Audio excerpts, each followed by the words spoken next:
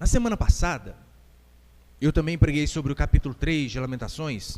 Os irmãos devem se lembrar, eu falei a respeito do sofrimento. Que o crente, por mais que seja fiel, neste mundo caído no pecado, o crente sofre. Sofre por conta do seu pecado, porque nós pecamos, é o que diz João. Se dissermos que não temos pecado, a nós mesmos nos enganamos e a verdade não está em nós.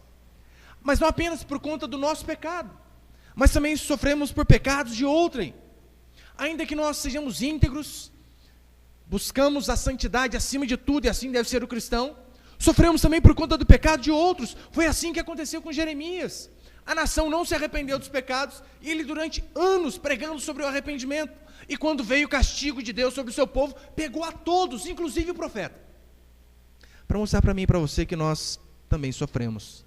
O exemplo disso hoje é quando acontecem desgraças na natureza, coisas que atingem a todos, desgraças naturais. A dor e o luto vêm sobre nós também. Essa semana eu acho que caiu uma ponte na Itália, morreu um tanto de gente.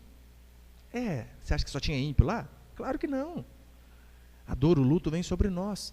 Lembra, recentemente no nosso país, quando caiu o avião da Chapecoense? Tudo por conta de um piloto avarento, literalmente. Ele fez um cálculo lá para não dormir uma noite a mais, lá no táxi do aeroporto. Calculou, eu vou economizar, porque daí não vou gastar combustível, não vou gastar lá. E por conta disso matou 71 pessoas, se eu não me engano. E tinha um monte de crente ali, inclusive no meio dos troços você via várias bíblias ali no meio. O crente sofre por conta do pecado dos outros também.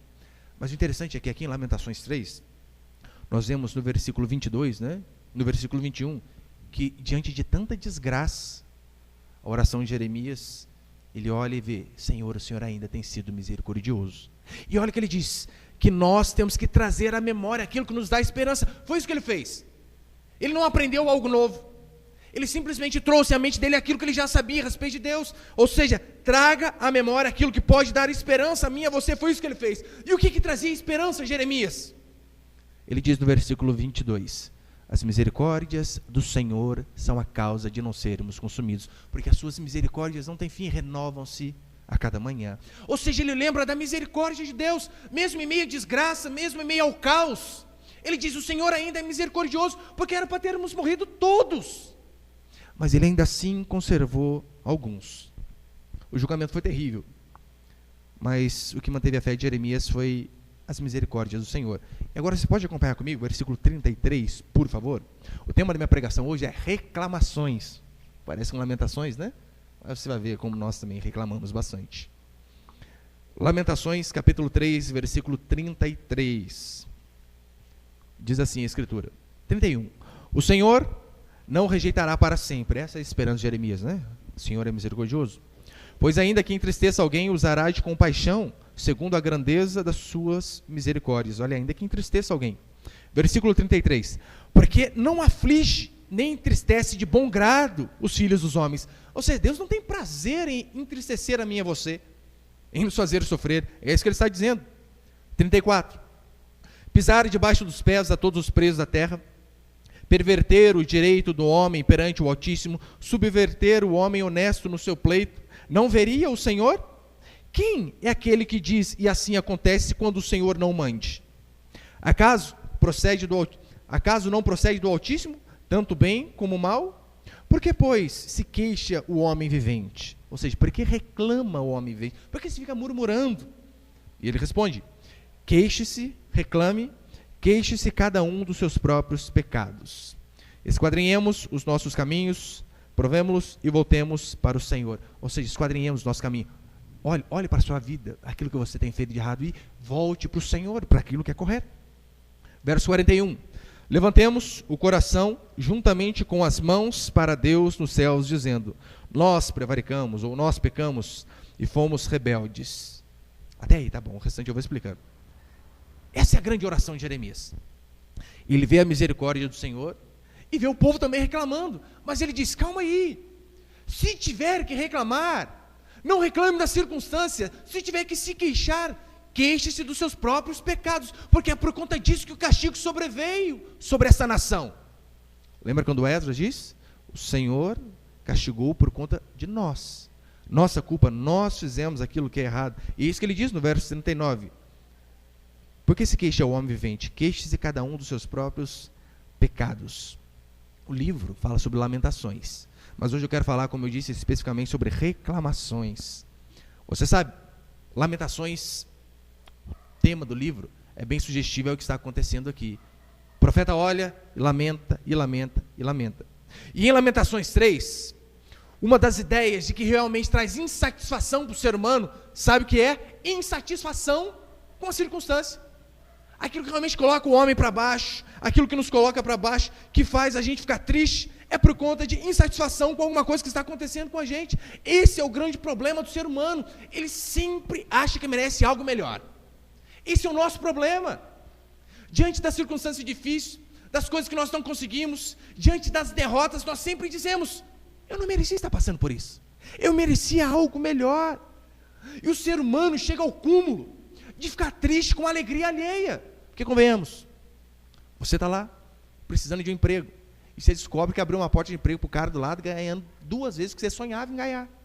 O seu filho, a vida inteira estudando para passar no vestibular. O filho da vizinha passa em primeiro no ITA. Ah, tem que ser muito crente para se alegrar com os que se alegram. Mas o ser humano reclama demais, fica triste até com a alegria do outro.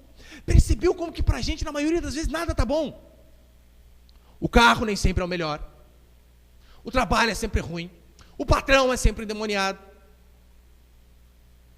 Reclamamos de tudo. O governo é sempre ruim, na maioria das vezes é. Mas reclamamos de tudo sempre.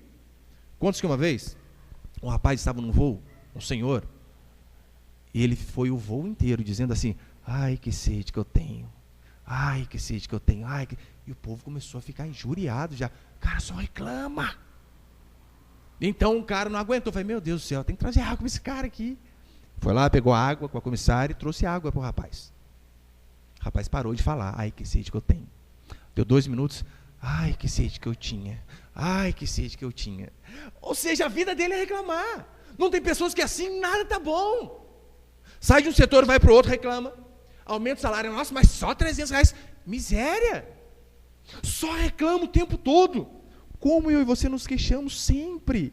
Nunca temos o bastante. Sempre nos comparamos com o outro. Essa comparação é algo do demônio, meu irmão. Não se compare com os outros. Sabe por quê? Olha, a comparação é algo tão destrutivo. Por quê? Sempre vai ter alguém que tem mais que você. Isso vai te deixar com inveja. Por mais que você trabalhe com um camelo, vai ter alguém que tem mais que você. Assim, nossa, eu me mato de trabalhar, o fulano faz nada e ganha não sei quantas vezes mais que eu. Convenhamos, olha o Neymar, Jesus amado, quanto que ganha. Estava vendo aquele Paulinho da seleção brasileira, foi para a China para ganhar 60 milhões por temporada. Cerca de 5 milhões e meio, mais ou menos, ia dar por mês. Tá ruim? Jogar bola, meu Deus do céu. Eu pago quadra para jogar, ele ganha 5 milhões. E a tendência nossa é ficar sempre reclamando. Sempre vai ter um que ganha mais que a gente. Mas também a outra comparação é ruim. Sempre vai ter alguém pior que a gente. Daí a gente cai no outro pecado, na arrogância, no orgulho de nos acharmos melhor. Agora a chave para entender esse texto e a nossa vida está aqui no versículo 39. Queixe-se de si mesmo. A única forma de você deixar de ser um reclamador por natureza, por essência, é você realmente entender o seu pecado, aquilo que você merecia e aquilo que Deus deu para você. Se você entende, meu irmão, aquilo que realmente é de direito, por aquilo que você faz, entende o que Deus deu para você hoje, você não vai ficar murmurando, você não vai ficar reclamando, porque é impossível alguém ser feliz e ser grato. Eu duvido que você ache alguém que consiga unir essas duas coisas, ingratidão e felicidade. Não consegue. O ingrato nunca vai ser feliz, e você nunca vai ver uma pessoa feliz que é ingrata. C.S. Lewis, um autor cristão, que escreveu, entre várias coisas, as Crônicas de Nárnia, ele diz algo muito interessante. Põe ele, por favor. Olha o que ele diz: a recuperação do velho sentido de pecado é essencial ao cristianismo. Ou seja, o cristão que não volta àquele senso de pecado e saber que é mal, ele não é cristão. Então ele diz: a recuperação do velho sentido de pecado é essencial ao cristianismo. Cristo tem como certo que os homens são maus. Ele sabe disso, que nós somos maus.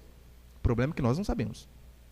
Cristo tem como certo que os homens são maus. E quando os homens tentam ser cristãos sem esta consciência preliminar de pecado, o resultado quase sempre se manifesta através de certo ressentimento contra Deus. Assim é o ser humano. Aquela pessoa que tenta ser cristão, andar nos caminhos de Cristo, sem a consciência de que é pecador, que é indigno, que não merece nada, ele sempre vai ter no seu coração um ressentimento contra Deus, do tipo, Deus não é bom o suficiente. Deus podia ter feito mais na minha vida. Por que essas coisas acontecem? Deus não é bom. Vai ficar sempre magoadinho com Deus. Mas ele continua. No momento, porém, em que o homem sente uma culpa real, que ele entende o quão pecador ele é, todas essas blasfêmias se dissolvem. A partir do momento que nós vemos o quão mal e pecadores nós somos, como diz Jeremias, né? Corrupto e enganoso é o coração do homem. Eu canso de ouvir as pessoas, nossa, tem um parente meu lá, ai, tem um coração tão bom, aí só não é crente. Mas só isso. Você não entendeu nada a respeito dele, nem a respeito de você. A Bíblia diz que o nosso coração é corrupto e enganoso. Agora, para ter consciência de pecado, você também não precisa se afundar na lama. Que muitos pensam, né? Olha, quem que vê que é pecador?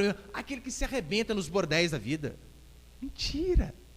Aquele que se arrebenta no pecado, no vício, no alcoolismo, nas drogas. Não, você não precisa, meu irmão, se afundar na lama da prostituição para conhecer o seu pecado. Sabe o que você precisa fazer? Precisa ir para a Escritura. A Escritura mostra a mim e a você por dentro. Ela é o raio-x de quem realmente nós somos. Paulo foi assim, ele não precisou se acabar por fora para se conhecer por dentro. Sabe como que ele se conheceu por dentro a ponto de dizer, miserável homem que sou, o pior dos pecadores? Ele não precisou se arrebentar, ele precisou conhecer a Deus, porque conhecendo a Deus ele começou a conhecer a si. E quanto mais nós conhecemos a Deus, mais nós conhecemos a nós mesmos. Ela mostra o pecado do ser humano. Agora, a única explicação por que nós vemos cristãos, ou pseudos cristãos, embirradinhos com Deus, é que tem gente que fica brava com Deus. Deus, eu pedi, Deus não fez. Ah, Belém, nunca mais cuide bem. Ah, só volta falar assim para Deus. Fica bravo. Essas pessoas não têm senso do que é pecado, do que é o seu próprio pecado. Não tem consciência de culpa. Não é assim que acontece, por exemplo, com os ímpios, com os ateus? Basta cair um avião, e qual é a frase que nós ouvimos? Cadê Deus? Ora, como que Deus não cuida das pessoas? Mal sabem eles que Deus não fez a morte. Deus não fez o sofrimento. Deus não fez a dor. Quando Deus fez o homem no jardim do Éden, Ele não fez nada dessas coisas. Estas coisas sobrevieram a Adão e Eva e a toda a raça humana, a toda a prole deles, por conta do pecado. Diz a Bíblia que antes do pecado não havia cardos nem abrolhos. Adão trabalhava sem cansar, que é uma coisa melhor do que essa. Não tinha fadiga, não tinha morte, não tinha vergonha, os dois estavam nus e não se envergonhavam. Lembra que por conta do pecado, uma das primeiras coisas que fizeram foi se cobrir? Vergonha. As pessoas mal sabem que Deus não fez a morte.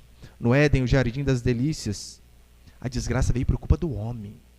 E por conta de Adão, nós colhemos esse fruto, assim como tem pregado sobre Romanos. Mas é claro, não apenas os frutos de Adão, nós também colhemos a consequência dos nossos erros, dos nossos pecados. É a lei do plantio, você planta, você colhe.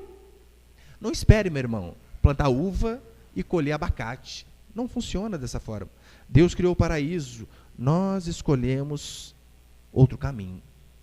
Da mesma forma hoje, Deus tem o melhor caminho para mim e para você, e o melhor caminho está aqui na palavra dele. Só que por que diversas vezes nós não aceitamos ser guiados por Jesus Cristo? Porque diversas vezes nós queremos ser o dono da nossa própria vida. Muitos dizem apenas, né, na hora do culto, dizem, Senhor, o Senhor governa a minha vida. Governa nada. Na hora de tomar uma decisão, você não ora. Você não busca na Escritura o que é o caminho de Deus, mas você faz o que sua consciência acha melhor. E quem enganar quem? Falar que é Deus que governa a sua vida. Mentira! E por conta de nós tomarmos o caminho errado, colhemos as consequências. Se você for sincero com você, você vai ver que a maioria das consequências ruins que você colhe é por conta de você andar por caminhos que não são corretos. Como já disseram uma vez, se nós pudéssemos chutar o traseiro do maior responsável pelos nossos problemas, passaríamos uma semana sem sentar. Porque nós trazemos sofrimentos a nós. Nós causamos os problemas em nossas vidas. Agora, por que muitos não conseguem ter uma vida satisfeita, firme, é porque eles não têm entendimento de fato do quão pecador ele é. Eu amo aquela doutrina calvinista, é por isso que nós somos calvinistas, sobre a depravação total do homem. Ou seja, por conta do pecado, todo homem foi corrompido. Um vírus entrou no homem e acabou com ele. Esse vírus chama pecado. Não sobrou faculdades boas em nós, a não ser que Jesus Cristo nos faça nascer de novo. O homem é corrompido por todo. Olha, eu oro todos os dias pela minha família, pelos irmãos da igreja, e uma das coisas que eu oro todos os dias, sabe qual é? Senhor, que meus irmãos amem o Senhor. Amem o Senhor a cada dia mais, porque eu sei como nós amamos a Deus, nós tememos a Deus, nós nos sujeitamos a Deus, nos submetemos à tua vontade, ainda que não seja a nossa. Eu oro para que os meus irmãos amem a Deus. E sabe o que eu faço? Para que isso possa se concretizar, eu prego constantemente sobre o pecado. Pastor, mas o que liga uma coisa à outra? Você não vai amar a Deus verdadeiramente se você não conhecer o seu pecado. Eu sei que alguns dizem, mas vocês pregam muito sobre o pecado, pregue mais sobre o amor de Deus. Não, o amor de Deus é consequência de conhecermos a nós, de conhecermos o nosso pecado. Lembra quando chega uma mulher adúltera diante de Jesus Cristo?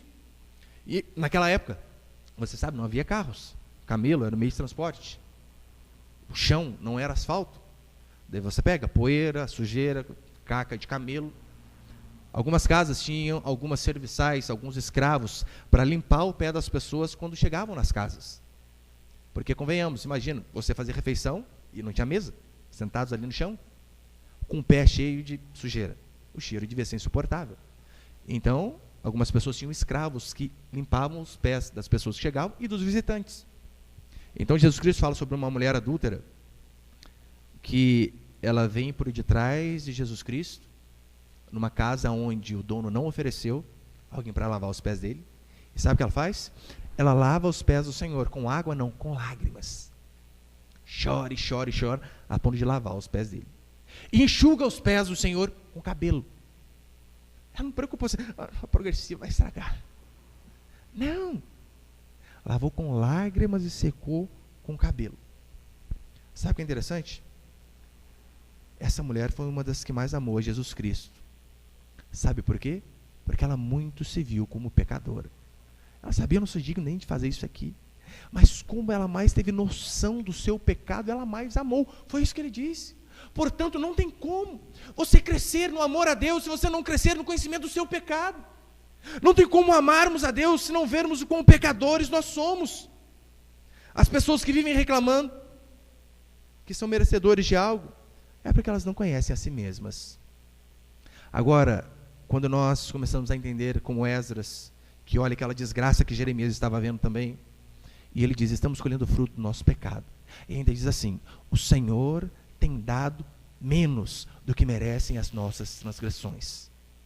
E diz, calma aí, mulher, mãe comendo filho, pessoas mortas na rua, fome, miséria e desgraça, o Senhor é bom, o Senhor é misericordioso. Por quê?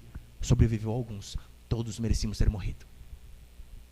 Isso é enxergar o seu pecado, e consequentemente, esses amam a Deus. É por isso que Lamentações diz isso aqui, queixe-se de si mesmo, porque a medida da sua intensidade, do seu fervor, da sua fidelidade, do seu amor por Deus, é proporcional à noção que você tem dos seus pecados.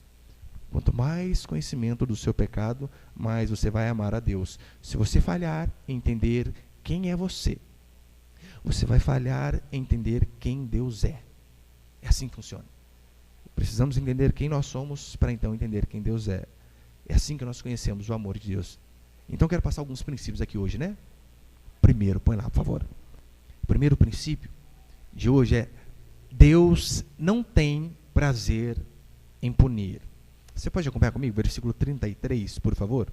Porque não aflige, nem entristece de bom grado os filhos dos homens. O que Jeremias está dizendo aqui é que, de fato, Deus não tem prazer em nos afligir. Assim como nós, que somos pais, quando precisamos, de fato, repreender os nossos filhos fisicamente com a vara, como diz Provérbios, não temos prazer. Eu, pelo menos, nunca ouvi um pai cristão que, nossa, ele, aquela alegria santa varada naquele moleque. Não tem. Na verdade, a gente faz, dói na gente. Deus também. Ele não tem prazer em afligir a mim e a você. Só que talvez você pense assim, pastor, mas calma aí. Em Isaías 53, diz assim a respeito de Deus em relação a Jesus Cristo: ao Senhor, todavia, agradou moê-lo e fazê-lo enfermar. Lembra aquele passagem messiânica que fala a respeito do Messias? A Deus Pai, ele se agradou em moer, o termo é bem forte, né? Moer a Jesus Cristo e fazê-lo enfermar. Pastor, mas o senhor acabou de dizer que Deus não tem prazer em punir? Para entender isso, você precisa entender aquela bendita doutrina da propiciação que tinha no Antigo Testamento, em que Jesus cumpriu. O que é a propiciação? A propiciação é a forma de Deus satisfazer a sua justiça. Lembra antigamente que o que acontecia? O sumo sacerdote entrava uma vez por ano no Santo dos Santos, que era onde Deus se manifestava, e ele entrava com um cordeirinho. E então esse dia, que era chamado o dia do perdão nacional, o Yom Kippur, era onde ele ia lá e colocava a cabeça na mão do cordeirinho, representando toda a nação. E então, na oração, os pecados de forma simbólica eram transferidos para aquele cordeirinho. E então o que ele fazia? Rachava o cordeirinho no meio, literalmente, matava, sangue. E ele pegava aquele sangue do cordeiro, e tinha a Arca da Aliança, onde os mandamentos estavam ali, e a tampa da Arca da Aliança chamava propiciatório. Então aquele sangue, ele derramava em cima do propiciatório, para de forma simbólica mostrar o seguinte: os mandamentos estão ali embaixo, o homem quebrou. E a única forma de aplacar a ira de Deus, é isso que Deus diz, furioso com o pecado do ser humano. A única forma de aplacar a ira de Deus é mediante o derramamento de sangue. E então aquele sangue era derramado para que quando Deus olhasse de cima, ele visse não o mandamento quebrado, mas o sangue que aplacava a sua ira. E que era apenas um símbolo do cordeiro que morreria lá na frente. Tanto é que João Batista diz a respeito de Jesus: eis o cordeiro de Deus que tira o pecado do mundo. É por isso que hoje em dia você não precisa trazer um cordeirinho mais aqui para a gente matar no culto. Não precisa. Porque o cordeiro de Deus morreu de uma vez por todas. Ele pagou o preço pelos nossos pecados. Então a propiciação é isso, é a forma de satisfazer a justiça de Deus, de aplacar a ira de Deus contra o mal. Se você fosse um juiz, eu tenho certeza, um juiz decente, honesto, ele não pode ficar satisfeito vendo um assassino, um serial killer solto nas ruas sem punição. Nós ficamos indignados. É por isso, nós não podemos. Não podemos aceitar de bom grado, achar que, nossa, Che Guevara foi um cara de gente boa. Rapaz, ele matava um monte de gente. Fidel Castro é igual a Rede Globo. Eu vi o Jorge Potual chorando quando ele foi dar a entrevista, falando que Fidel Castro morreu. O olho cheio de lágrima. Mas calma, o cara era um ditador, um tirano, matou um monte. E o povo idolatra um cara desse. Eu e você não podemos ficar alegres sabendo que um genocida desse está solto. Não podemos. É por isso que não tem como você conciliar uma pessoa que se diz cristã e diz Lula livre. Não dá. Você tem que escolher. Ou você é cristão ou você diz Lula livre. Não tem como juntar as duas coisas. O cara que acabou com o nosso país.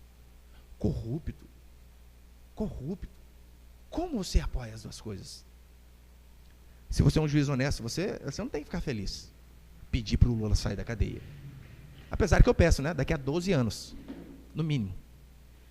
Lula livre, só em 2040 e tantos. Deus também fica irado quando a sua lei é quebrada. Irado é o que diz a Escritura. Se alguém mata o outro, Deus fica irado. Ele só fica satisfeito quando o criminoso é punido. Não é assim também? Nós não temos um senso até de prendeu o cara. Eu não sei quando é você. Falando do Lula, né? Eu só não soltei foguete no dia que ele foi preso, que eu não tinha. Mas a justiça parece que está triunfando literalmente, em meio à impunidade. Nós ficamos assim, quando um assassino é pego e é preso, ficamos felizes. Você acha que Deus é diferente? Apenas quando o assassino é punido, a justiça de Deus é completa. Pastor, mas Deus não se agradou do sofrimento de Cristo, o senhor disse? Do sofrimento não, mas da justiça, que foi o resultado do sofrimento, ele se agradou. Assim como o juiz. Ele talvez não se agrade da punição, mas o propósito da punição é uma reeducação. Infelizmente não é isso que acontece no nosso país. Mas Deus, ele ficou alegre, não por conta da punição, mas por conta do resultado. Porque o resultado da morte de Cristo foi justiça para mim, para você. É assim. Por causa disso que Deus ficou contente, se alegrou. Da mesma forma acontece conosco. Da mesma forma acontece comigo com você. Por conta do sacrifício de Cristo, Hoje eu e você podemos estar aqui. É o que diz Hebreus, né? Por conta do sangue do Cordeiro nós podemos chegar diante de Deus. Antigamente era apenas um sacerdote uma vez ao ano, mas por conta do sacrifício de Jesus Cristo, diz a Bíblia que o véu se rasgou de cima a baixo. E é por conta disso que nós podemos orar a Deus sem sermos consumidos. Porque esse foi o resultado da punição do pecado na pessoa de Jesus Cristo. Foi assim que o Pai se alegrou. Você sabe, Jó foi muito afligido, muito. Deus também não se alegrou enquanto Jó viu seus filhos morrerem, sua riqueza ir embora. Não, é óbvio que Deus não se alegrou. Deus se alegrou com o resultado da aflição de Jó. Lembra qual foi? Jó, no finalzinho da vida, lá no finalzinho do livro, ele diz: antes eu te conhecia de ouvir falar, hoje os meus olhos te veem. Ou seja, toda aquela aflição levou Jó a conhecer a Deus. Esse foi o resultado. E foi nisto que Deus se alegrou. Imagina o seguinte: você está aqui no parque da cidade, em nossa cidade, fazendo a sua caminhada, sua corridinha lá, e de repente, você vê um pai levando um menino para o canto. Você nem sabe que é pai. Você vê um adulto levando um menininho para o canto, arrancando um galho de goiabeira, chorando a vara no menino.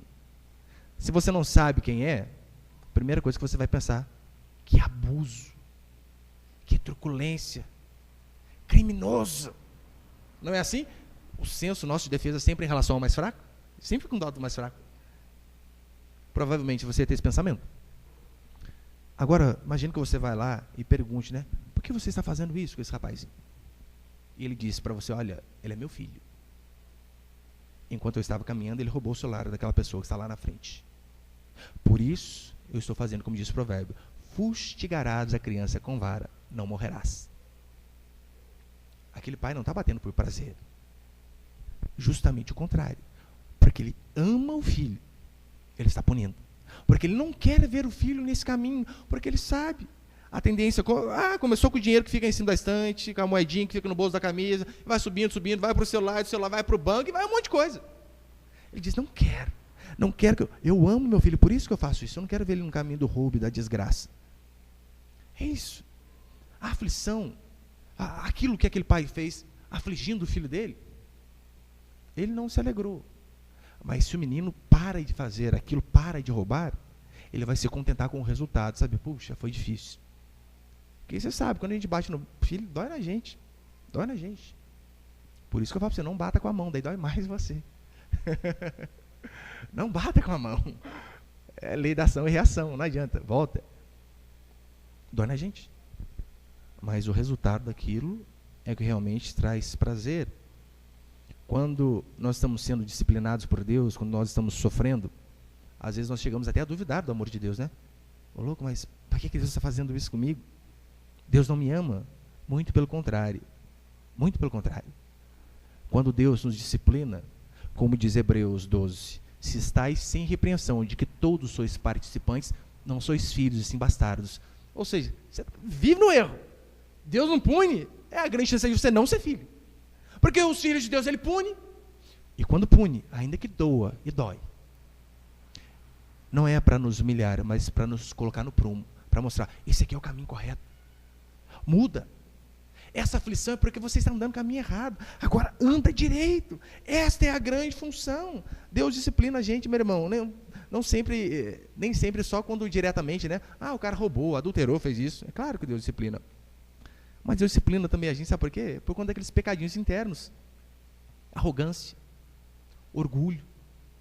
É que às vezes, como é algo que a gente não consegue externar, pelo menos em algumas vezes, a gente pensa assim: não, o pecado é o cara que vai lá fumar, beber, bater, trair. Isso é pecado.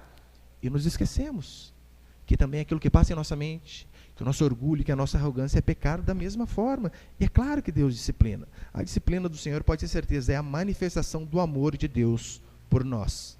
Talvez você pense assim: pastor, eu não sei por que eu estou passando tanta necessidade financeira, por exemplo. Pastor, estou passando uma necessidade financeira terrível. Será que não é para você aprender a confiar mais em Deus que no dinheiro? Você sabe, o dinheiro tem vários, né, sinônimos.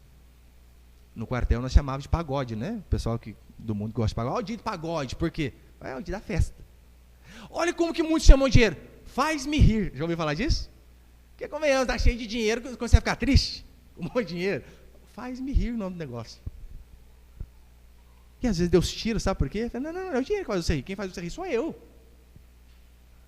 Quem faz você rir sou eu. Eu tenho que ser o centro da sua vida. Pastor, passando por enfermidade. Será que às vezes não é para você aprender a buscar a Deus, em vez de buscar todos os recursos primeiro? Porque não é assim o ser humano? O fulano está doente, e vai no SUS. Daí o SUS nunca tem jeito, né? E vai, sei na onde, vai no outro, e vai no particular, gasta tudo. Depois que o médico fala, só Deus. Daí o que ele fala? Ai, Senhor, me ajuda. Mas por que não foi primeiro para Deus? É claro, vamos levar sempre também nos melhores médicos possíveis. Mas devemos buscar a Deus. Você pensa assim, pastor, eu estou passando por tanta angústia, uma dor profunda. Será que às vezes não é para Deus? Não é Deus tentando levar você a ser mais dependente dele do que de você mesmo?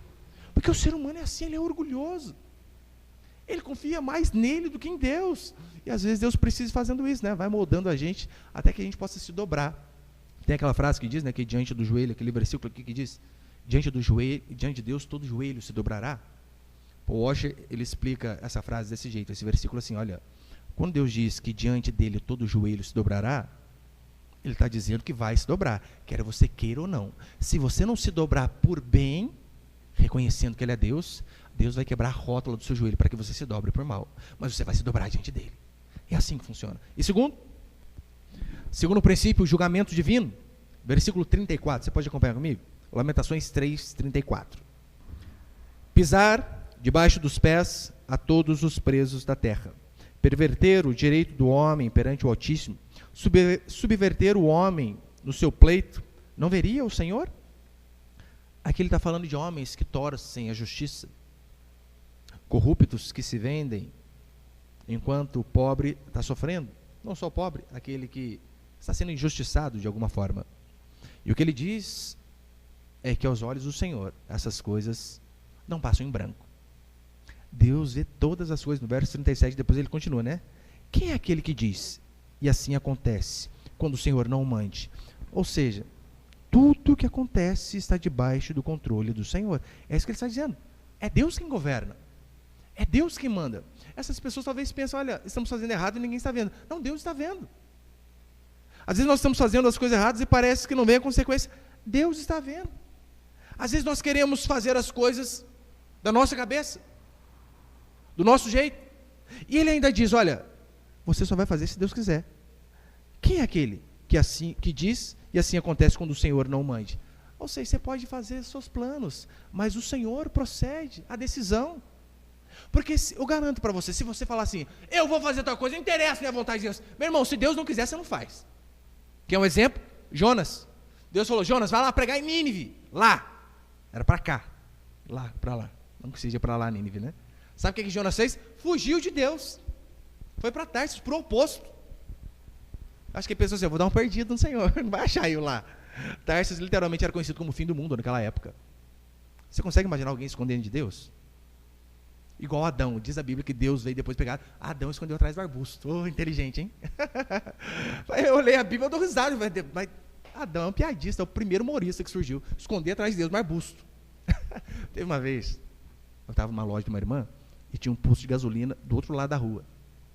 E tinha um balcãozinho, mais ou menos igual esse púlpito aqui, de madeira. Não é que a Kombi que estava abastecendo começou a pegar fogo? Imagina o desespero. O pessoal teve que empurrar a Kombi correndo, né? Mas o mais legal foi a ideia da irmã para ele, pastor, esconde aqui atrás do balcão rapidinho. Como assim? Explodiu o poço, vai o quarteirão inteiro pro ar. Você acha que esse balcão vai salvar a gente? Não vai. Mas você tem que sair da loja, fecha a porta, vai embora. Mas não é um gênio como o ser humano às vezes quer esconder de Deus? O que aconteceu com Jonas?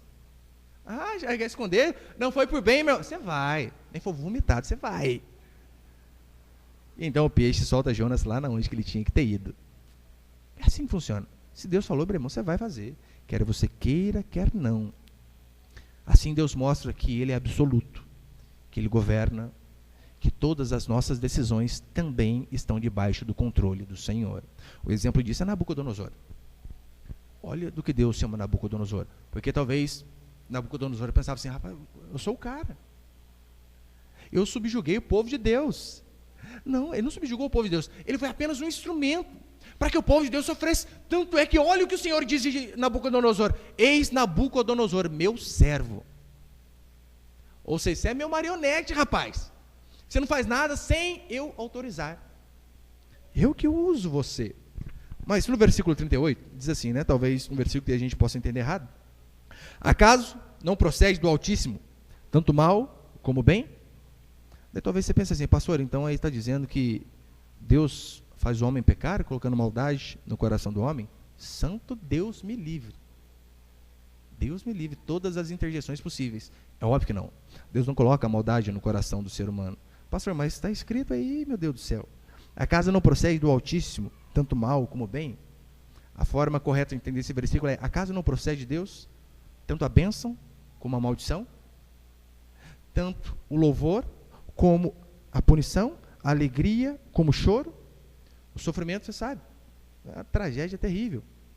Mas até o sofrimento que nós passamos está debaixo do controle do Senhor. Em Provérbios, capítulo 21, a Escritura diz assim: como ribeiros de águas, assim é o coração do rei, na mão do Senhor. Este, segundo o seu querer, o inclina. Ou seja, até o rei que está lá, ele não faz o que ele quer. É Deus que governa.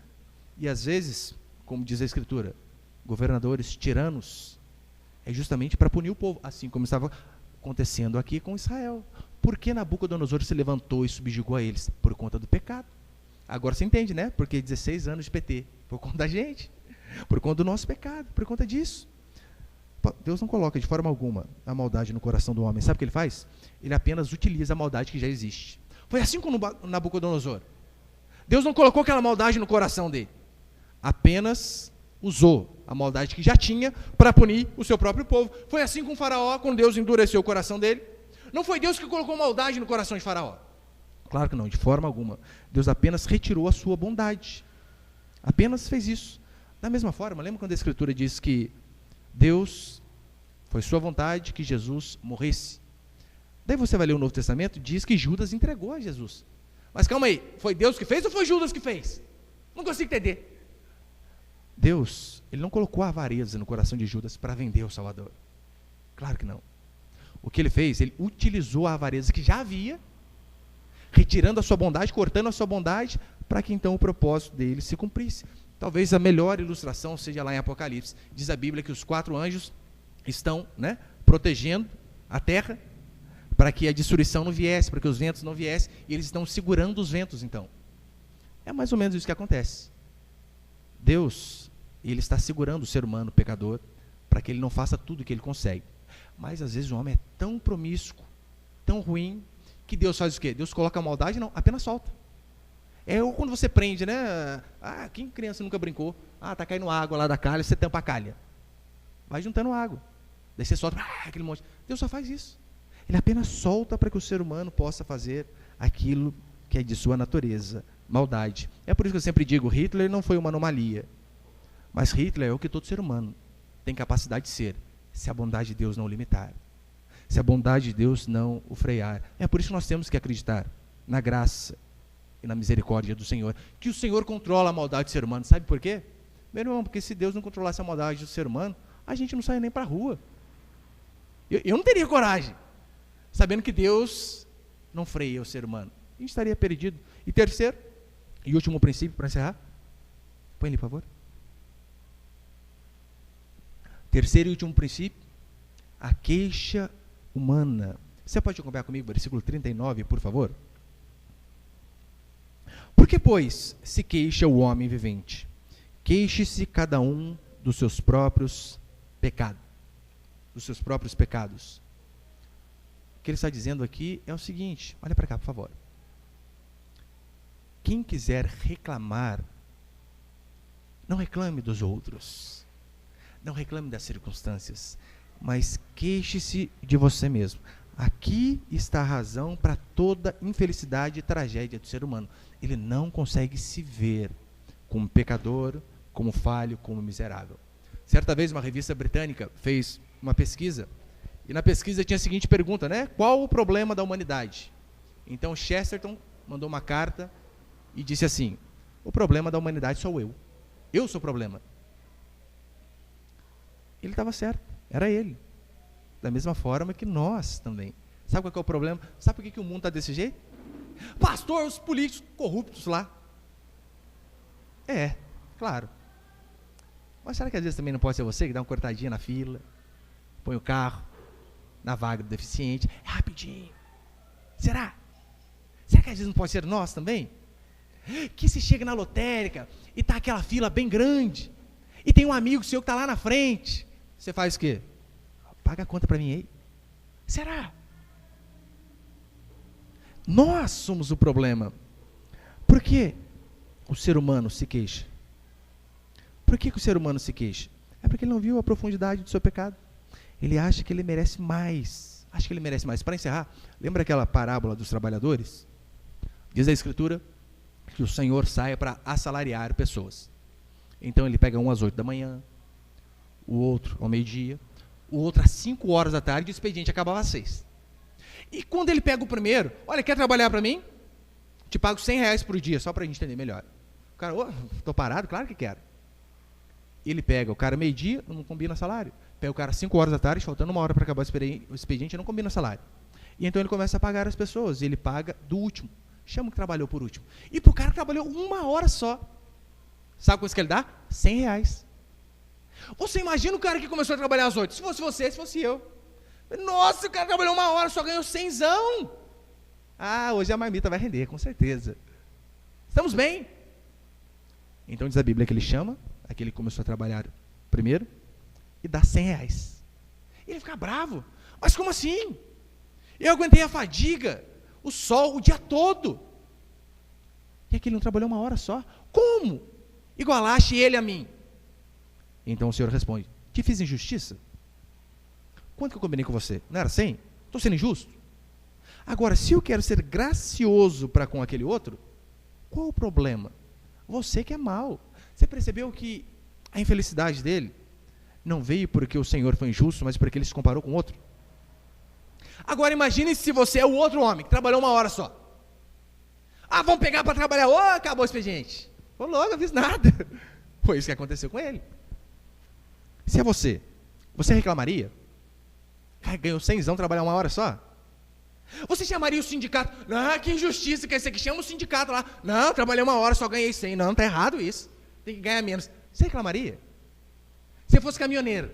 Não, ganhei muito. Tem que paralisar tudo. É injusto. Eu duvido. Você não faria isso. Porque você recebeu graça. Recebeu mais do que você merecia. Os que ficam injustiçados, que se acham injustiçados, são aqueles que acham que trabalharam demais. É assim que acontece também conosco. A gente acha sempre que a gente faz muito.